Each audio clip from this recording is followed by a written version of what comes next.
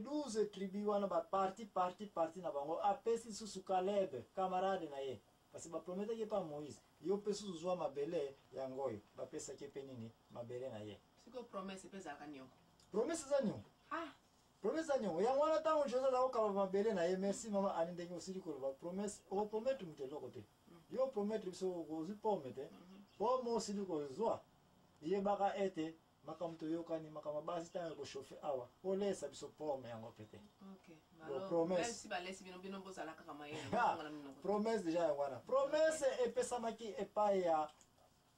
Moïse epai na Caleb ke yo pe mukolo wana na kopesa yo nini portion mabele yango wana akenda ikosenga na camarade na Josué ke ngano tozalaka jour yango yebi yango ba prometaka ngai Caleb yebi bapesaki nini portion ya mabele bango nyonso basili kozwa koswana ezate partage salemaki malamu eloko moko tikali epai moko Josué bongo Josué mama anitesa liboso yango eske azwaki mabele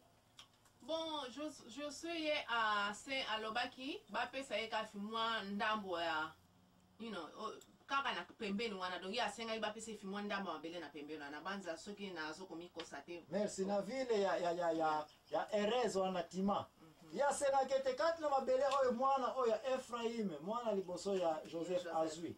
fimwa ngomba moko ezalaki na Erez abi pardon abo pesa nga fimwa ville wana mukena kino kotonga fimwa ndako na ngana vanda wana sisa mikolo na parce que koma yija koko pe na kufe na wana misiko yende mtu akondisaki bango na nini na na terre promise siko fale kutu yazo ya munene et puis ye moka ngazo awela ya munene mais ye akisengi kaka muke et puis bapesi yango pe na na banza émission oyo to sito komuna point ya koteya bamateya ebele elekija mama ani question no pesinga itanto to lakisa mona bandeko balanda comment tolobilaki likambo oyo ya question yo poser mais siko ye asili ko kabla mabele pourquoi ye moko azwi nini azwi parti ya mabele te réponse de nako pesa ngote sino que to stop pesa la réponse na émission to salaka ya balide yango wana to ko tsa milulu yango po ko kotala nini réponse ya question est wana opposé OK toyokani bien mama ali omonete Josué azwaki mabele te kasi loko ya salelaki asenga kaka nini portion ya mabele et puis immédiatement ba état nyonso wana ba pays nyonso wana chaque mois na compter comme pays moko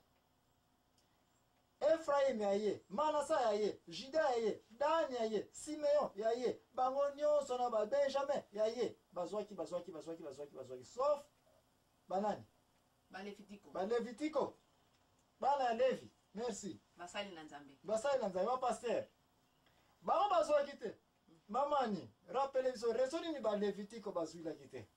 bon Balevitiko bazwaki te pona nini bango balobaki bako futa mana msala na bango oyo bando salaka ya ki pasteur po soki bango bapesi bango et puis bakomi ko sala donc moye bazwa susu temps ko sala msala na bango ya malamu ezate donc balingaki bango bazala kaka libre chaque heure donc heure nyonso bengi ye azala valable ya ko répondre problème na yo bengili donc yango balobai donc bango bako mériter nourriture na bango merci eli ko gate ba bikolo nyonso wana les 12 tribunaux bana wana mibale bongo nyonso bako sala ba production nyonso bako sala baya okata combien 10% et ba Levitiko donc wana ya 10 wana 10 fuba kata kango ya basala ya Nzambe riche penza bango bazaki ba berete bango bakolia basala Nzambe lia kana na me émission ya la vérité otuza ko ya na programme ya juge okoya ko mona place ni ba Levitiko ko bango babena no payment bazoi no belete parce que mon place ni ezali ko fouette zo savana yango tutozana zuwa na bango ko mono wazwa ba sosele ba passer ba ta salate eko kitaka bagolia kaka olinga te fuwa dame ata église on ko yo mbaka mbonga courant ezate pasteur ya da il fait mon nana ça na mo to ko pe ba zo travailler pe dire ce que total pe bien bon to ko zong sa émission na to sala ki ya dime era lali na donc fa ka téléphone bien to ko zong sa milulu to sto lo bilango déjà ya wana lelo ba milulu nyonso to sto sala déjà na tango eye na kati to ko sala nini to ko lakisa ka pote ba ndeko ba yeba to za ko kosa to za ko kosa de pe sauver biso pe temps ya makambo to sto loba deja to zali apo to zongela ka ba livre yango na yango te pala ki yango na yango to kopesa bango pe bakende kotala ndenge to lobela ki yango mais mama le kamona lingi koloba awa ete Josué y en tant que chef commandant chef il fallait normalement ayeba ete lokola bana oyo bazwi ba mabele na bango eza libota moko tatabo moko il faut pas ça moi organiser que petit frère ko yokuna Siméon boni kuna ça va Juda yokuna ndengeni il faut relation entre bango na bango boyokani kobalana bamakambo nyonso organisation awa tokoti sikona kimpeve lisusu tokomina nini na administration parce que comme état confédéré et comme fédéral mama ani tikana saso motesa porque na bandeko bazakola na biso examen sur bandia oh yebi émission spéciale za bacho ba question professeur de Mozambique bon mais somo mo ko te promesse atena émission la vérité récite za kate chaque pays za kate mais question yango yo pesa na différence entre république na mboka ezali ke eza état fédéral par exemple États-Unis ou bien Allemagne quelle est la différence bon ce qui na me cosité différence ezali fédéral ezali groupe ya ba pays you know groupe ya ba pays et yoka ezui décision ensemble ce qui na lobby bien te corriger après décision lobby les cambi puis akoko veto yango mutu mo wa kata ngazaki merci elingelo ba été fédéral chaque état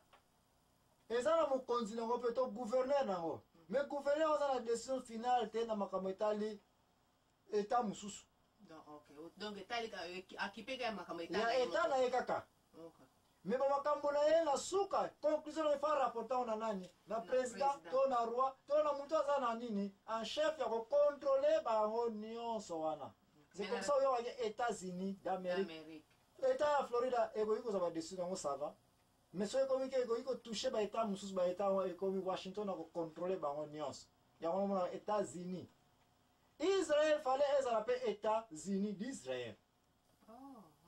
et que chaque état eza na bakonzi nango eza na bamakambo na yango ndenge bakotuzwa badesio na bango ça va premier eza te mais na ntango ekomi kombo ya bana ya Israël il faut baza na représentation moko tata nini moko nde place oza komona ete soki oyebisinga mama apesanga erreur to masumu ya Josué nayebi na ngai te ngai nana namonanga masumu Josué asala te nakobomoni oso abomaki donc asaki lisumu bo wana ezalaki mokanda nzambe me ana tana tikana ye soki ngai na masumu Josué asala te kasi keba Jésus Christ baposaki question oyo mutu ya malamu réponse napesaki mutu ya malamu azali te mutu ya malamu azali te akotikala mpe kozala te elingi alobaki Josué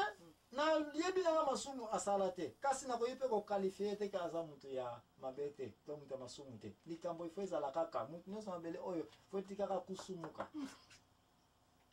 na banza babalanaki émission biso ya Santu Petelo nayebisaki namonanga lisumu ya Santu Petelo te kasi Santu Petelo Santu Paulo akangaki ye na baerreur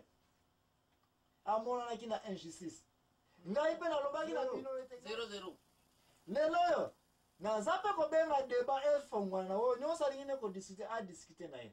me naza kaka koyebisa yo te erreur mosusu masumu te me erreur mosusu Josué asalaki ya kokabola bamabele oyo epuis korate kocreye constitution législation ya baétat confédéré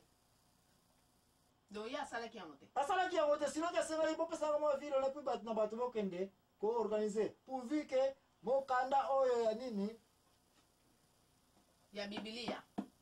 Josué 8 elobi nini ke mokanda oyo bosalela ntango nyonso vi na bino nyonso mokanda oyo ya nzambe ya parole de Dieu bosalela yango butu moi bokangama na yango yango na Josué kaka atikele bango kaka nini bibilia kaka Josué apesa bango bosalela nzambe mpo bibilia oyo malako na nzambe yango mutu ekotisi bino nini na mabele oyo ya baterre promise ça va problème eza te nalobaki na bino na mission ya Santu Petelo ke Santu Petelo ekoteki mpeve 100% très bien naza mpe koprofite koyebisa mama ani ete Santu Josué en tant que commandant côté spirituel a dirigé ki Israël na ye très bien kasi côté administration eloko moko arataki ya koorganize les 12 tribus et puis koluka basala ata pe élection parmi baétat nyonso wana nani akozala nini mutu eke soki pays akufi parce que même ntango akosali bango mpo akabola bango babele mais abosana yeke nzambe apesaki ja pasi mpe azwa ja neti kaka roi ya koyeba kokontrole nini le 12 tribu nyonso mais sikoyo soki okufi nani akotikala kokontrole nini le 12 nyonso place na José vision na esukaki les places on a la côte na bazali na question nga opposé nga avant kina continue non na ngana lobaka ndenge amemi bango bon aboyi kozwa ki moko fale soki bamususu nde yende mutu akokozwa mokonzi na normalement ye mutu fale azala mokonzi na bango kodirige bango kokonti adirigeki bango keba akabolaki ba mabele ça va kasi administration mpona koyeba kocontrôle état ya Manasa ya Ephraim ya Juda ya Gédé bango nyonso tout ça Josué atikaki mosala yango. C'est ce qui fait que bana ya Israël les 12 tribus oyo tango Josué azalaki wana bango nyonso bayebaki nani Nzambe babangaki nani Nzambe parce